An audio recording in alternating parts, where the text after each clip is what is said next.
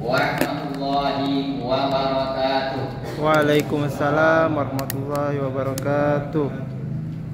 Innal hamdalillah nahmaduhu wa nasta'inuhu wa nastaghfiruh wa na'udzu billahi min shururi anfusina wa sayyiati a'malina.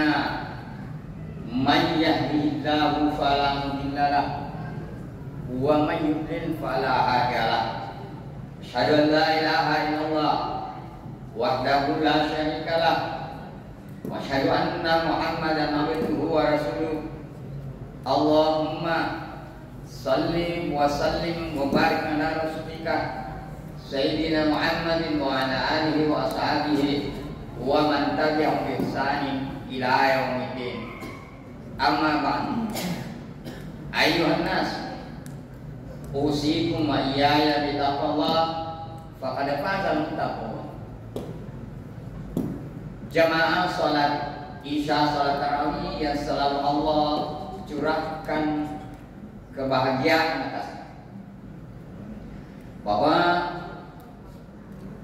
kita benar-benar sampai saat ini bersungguh-sungguh menjalankan seluruh perintah Allah,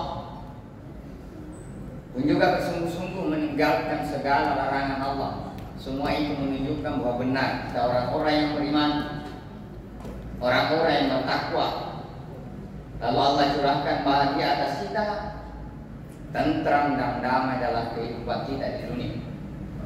Dan semua itu akan Allah lipat gandakan di akhirat kelak, di mana Allah akan memasukkan kita ke dalam surganya selama kita istiqamah, teguh pendirian, tetap di jalan Allah Subhanahu wa taala sampai akhir hayat. Tentu semua itu kita harus syukuri. Nikmat besar ini selalu harus kita syukuri dengan selalu bertekad untuk tetap menjalankan seluruh perintah Allah dan menjauhi larangan-larangannya. Pada Rasulullah Muhammad SAW kita senantiasa bersalawat. Ini adalah salah satu perintah Allah Subhanahu wa taala. Maka Allah curahkan atas kita ganjaran pahala dengan bersalawat kepada nabinya. Dan pun dengan bersalawat itu menunjukkan dengan nyata bahwa kita ini benar-benar mengaku bahwa diri ini adalah pengikutnya Rasulullah Muhammad SAW. Jamaah salat Isya, salat tarawih yang selalu berbahagia. Dalam kehidupan umat manusia ini ada dua golongan besar. Yang pertama ada yang disebut orang-orang yang beriman, dan itulah kita. Dan jangan ragukan diri kita bahwa benar kita ini adalah orang-orang yang beriman. Yang kedua adalah orang-orang kafir, dan jelas bukan kita.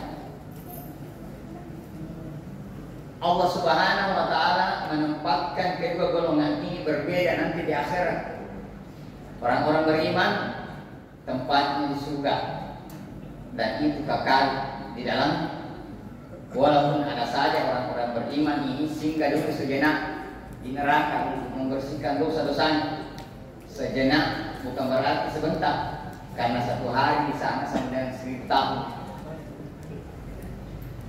Lalu orang-orang kafir itu tempatnya adalah di neraka jahanam, dan juga kekal di dalamnya, dan tidak akan pernah singgah di surga semenit pun.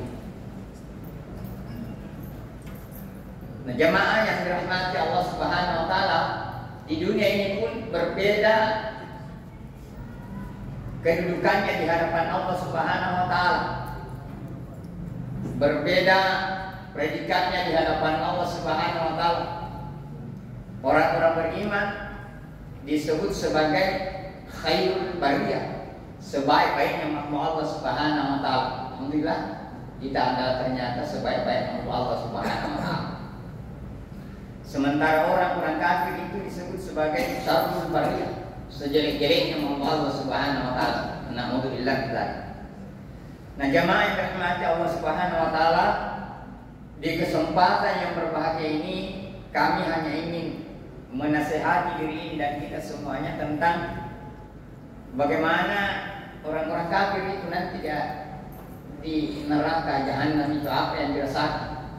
Sebahagiannya Allah Subhanahu wa taala jelaskan dalam surah An-Naba ayat 21 dan beberapa ayat setelahnya. Lalu kemudian siapa itu orang-orang kafir sebenarnya? Lalu kemudian apa yang dilakukan atau bagaimana sikapnya orang-orang kafir itu di dunia ini? Lalu apa yang seharusnya kita lakukan orang beriman ini supaya tidak singgah di neraka, langsung mati masuk dalam surganya Allah Subhanahu wa taala. Nah jemaah, dalam surah An-Naba 21 Allah Subhanahu wa taala berfirman, A'udzu billahi minasy syaithanir rajim. Inna jahannama kanat mirsada. Sesungguhnya neraka jahanam itu ada tempat pengintaian. Dalam tafsir Raja lain disebutkan rasidatan atau mursidatan. Ada tempat mengintai, ada pengintai.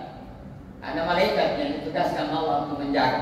Jadi tidak ada kesempatan bagi penduduk neraka itu untuk rehat sejenak atau mau melarikan diri. Nah, mau lari kemana? Ya. Tidak ada juga kemungkinannya bahwa dia mempersiapkan miliaran dana di dunia untuk dibawa ke sana lalu dia sobo itu malaikat. Tidak ada. Beda penjaga di dunia, kadang ada yang mau disobok. Lalu kemudian Allah melanjutkan, Littaqina ma'aba. Neraka jahanam itu adalah littaqin, ada untuk orang-orang yang melampaui batas. Ma'aba itu adalah tempat kembalinya. Lalu siapa itu at-taqin? At-taqin dalam tafsir Raja lain disebutkan, yakni al-kafiru, orang-orang kafir. Ya. Itu tempatnya neraka jahanam atau al-kafir. Nah jamaah yang dirahmati Allah, sebenarnya kita semua ini sebelum dilahirkan di dalam perut ibu kita masing-masing sudah ada pengakuan terhadap Allah Subhanahu wa taala. Batasnya jelas bahwa kita ini semuanya mengaku bahwa kita ini hamba Allah. Allah bertanya kepada kita dalam rahim ibu kita masing-masing, alastu bi rabbikum? Mengaku jika saya Tuhan. Qalu bala syahidna. Iya, mengaku ke Tuhan. Kita itu memang Tuhanku. Lahirlah kita dengan keadaan selamat. Namun ternyata dalam perjalanan kehidupan ini lebih banyak manusia yang meninggalkan batas itu. Batas utama ini, yang beriman kepada Allah Subhanahu wa taala, banyak meninggalkan Allah Subhanahu wa taala. Meninggalkan Rasul, meninggalkan kitab suci, mengingkari semuanya dan kafirlah mereka. Dan itu lebih banyak dengan berbagai macam golongan yang ada. Ya. Lalu kemudian dalam surah Al-Baqarah disebutkan siapa orang-orang kafir itu. Innal ladzina kafaru min ahlil kitabi wal musyrikin fi nari jahannam khalidina fiha ulaika hum syarrul bariyah. Sesungguhnya orang-orang kafir itu siapa itu? Min ahlil kitab, yang golongan ahli kitab. Lalu kenapa disebut ahli kitab? Karena kepada golongan ini Allah telah menurunkan beberapa kitab suci melalui nabi-nabi yang diutus juga kepada mereka. Banyak nabi dan rasul yang diutus kepada mereka. Lalu mereka mengingkari rasulnya, mengingkari kitab sucinya. Allah menurunkan kitab Taurat melalui Nabi Musa alaihissalam. Allah menurunkan kitab Zabur melalui Nabi Daud alaihissalam. Allah menurunkan kitab Injil melalui Nabi Isa alaihissalam. Nah mereka mengingkari, bahkan mereka mengatakan Allah itu punya anak. Orang Yahudi mengatakan Uzair bin Allah. Uzair itu anaknya Allah. Orang Nasara mengatakan Al-Masih bin Allah. Nabi Isa itu adalah anak Allah Subhanahu wa taala. Ini sama saja dengan orang-orang kafir yang ada sebelum mereka. Di mana orang-orang kafir sebelum mereka mengatakan malaikat-malaikat itu adalah anak perempuannya Allah. Jadi sama saja yang mengatakan Allah itu punya anak, ini kafir. Yang tidak boleh ragu tidak mengatakan bahwa itu kafir. Jangan ragu. bahwa Allah telah menyatakan, dan itulah yang kita ikuti apa yang dikatakan Allah Subhanahu wa taala. Wal musyrikin, dan golongan orang-orang musyrik. Namun sayangnya jamaah, sampai hari ini sudah lama dan sampai hari ini kaum muslimin di berbagai penjuru dunia dijajah, dizalimi, dibantai oleh golongan orang-orang kafir ini. Hampir tidak ada lagi golongan orang kafir yang tidak menjaga, yang tidak membantai kaum muslimin. Di Kashmir, India, dibantai, dijajah oleh orang-orang Hindu. Di Rohingya, ini beritanya masih selalu naik di TV karena banyak terdampar di Sumatera, Aceh, bahkan banyak tenggelam. Rohingya di Myanmar, dulu namanya Burma, itu dibantai oleh orang-orang muda. Kemudian di Xinjiang dibantai oleh orang-orang komunis Cina. Di Palestina dibantai, dijajah oleh orang-orang Yahudi. Jadi semua ini sebetulnya tugas kita bagaimana membebaskan kaum muslim di seluruh penjuru dunia dari penjajahan, terutama Palestina. Di sana ada Masjidil Aqsa. Ya alhamdulillah kita sebenarnya rakyat ini sudah banyak memberikan bantuan yang besar, bahkan sampai bisa membangun rumah sakit, sekolah di Palestina. Tapi sebagus apapun sebentar akan dibom lagi, dibagi lagi, dibom lagi. Orang sakitnya dikasih obat, kita kasih obat, dibom lagi, tembak lagi. Begitu sudah 70 tahun lamanya. Itu terus dikerja. Maka yang seharusnya dikerja adalah apa yang dicontohkan para pendahulu kita. Khalifah Umar bin Khattab radhiyallahu anhu ketika ingin membebaskan Palestina, mengirimkan bala tentara khilafah yang dipimpin langsung oleh beliau sebagai khalifah, membebaskan Palestina dari kaum salib. Itu mesti dicontoh. Demikian juga Salahuddin Al-Ayyubi mengirim bala tentara khilafah yang dipimpin langsung oleh beliau. Demikian juga Bani Mamluk. Dan itu nyata bahwa hanya dengan itulah kaum muslimin di seluruh penjuru dunia bisa dibebaskan dari penjajahan orang-orang kafir. Hanya dengan itu Indonesia merdeka ya dengan mengangkat senjata. Secanggih apapun, kalau Allah memberi pertolongan dan kita mau, ya Allah memberikan kemenangan. Tapi masalahnya tidak dilakukan yang mestinya dilakukan, maka seperti itu terus yang terjadi. Sudah berpuluh-puluh tahun lamanya. Nah, jamaah yang dirahmati Allah Subhanahu wa taala, dalam neraka Jahannam ini orang-orang kafir merasakan betapa pedihnya siksaan. Allah Subhanahu wa taala melanjutkan firman-Nya, labithina fiha aqaba. Mereka tinggal di dalam neraka Jahannam itu berabad-abad lamanya. Dalam ayat lain dikatakan khalidina fiha, kekal di dalamnya. Di ayat lain ditambahkan abada, selama-lamanya, tidak ada akhirnya. Tidak akan pernah keluar lagi. Ya. La yaduquna fiha bardan wala syaraba. Mereka tidak akan merasakan yang namanya kesejukan. Tidak ada rasa sejuk lagi di sana. Wala syaraba, dan tidak pula minuman. Itu termasuk sarapan. Tidak ada di sana. Ya. Tidak merasakan namanya kesejukan. Bagaimana ada sejuk? Nah, tidak ada jendela di sana. Bagaimana ada sejuk? Tidak ada AC. Bagaimana bisa sejuk? Tidak ada kipas angin. Angin sepoi-sepoi itu juga tidak ada. Di sana semata api belaka. Bahan bakarnya dari manusia itu sendiri. Bahan bakarnya dari batu berhala yang disembah oleh manusia di dunia ini. Betapa panasnya. Tidak ada perlu sedikit merasakan namanya kesejukan. Wala saroba, juga tidak mendapatkan yang namanya minuman. Illa hamimau wa gassaqa. Ada ditawa minuman, ada dikonsumsi yang didapat, yaitu hamiman, air mendidih, wa gassaqa, dan nana. Alhamdulillah tadi. Tentu kita tidak akan bercita-cita karena betapa dahsyatnya yang mereka rasakan di sana. Dan ini menu utamanya, air mendidih dan nana.